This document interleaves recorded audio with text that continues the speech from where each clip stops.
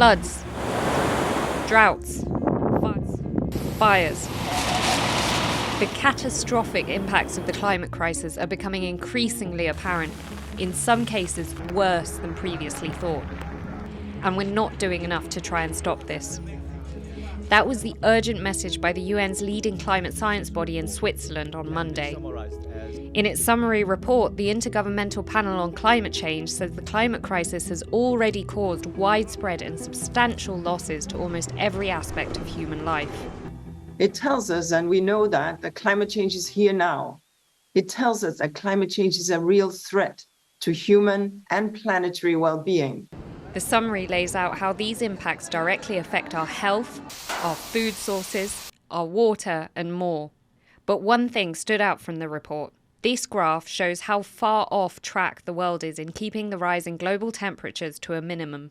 And as a small tropical island, Taiwan is particularly vulnerable to these changes. Increasing global temperatures are already causing sea levels to rise. If the average global temperature increases by 2 degrees Celsius, this is how much of Taiwan would be submerged. And if it rises by 4 degrees Celsius, which is what we are on course for, it would be this much, causing large parts of Taipei and the west coast to be underwater. A rise in global temperatures would be even more pronounced in Taiwan. If the average temperature increases by just 2 degrees Celsius, this would manifest as temperature rises of 3 to 4 degrees in Taipei, which already experiences lethal heat waves in the summer.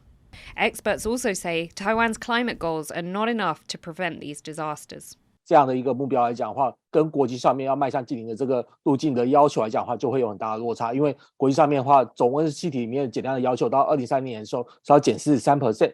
Scientists say that the severity of the impacts climate change will have on future generations depend on the choices that we make now.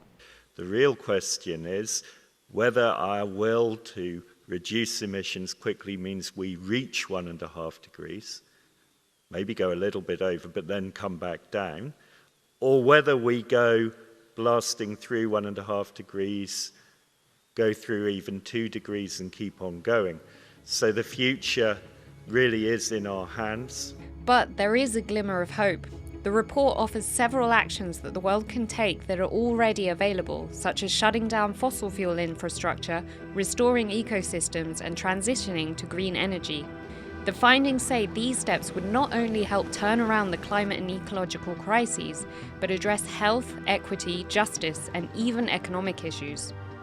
The question is whether governments, communities, businesses, and individuals will take the warnings seriously, and if they are prepared to take action fast enough. Eason and Jensen for TaiwanPlus.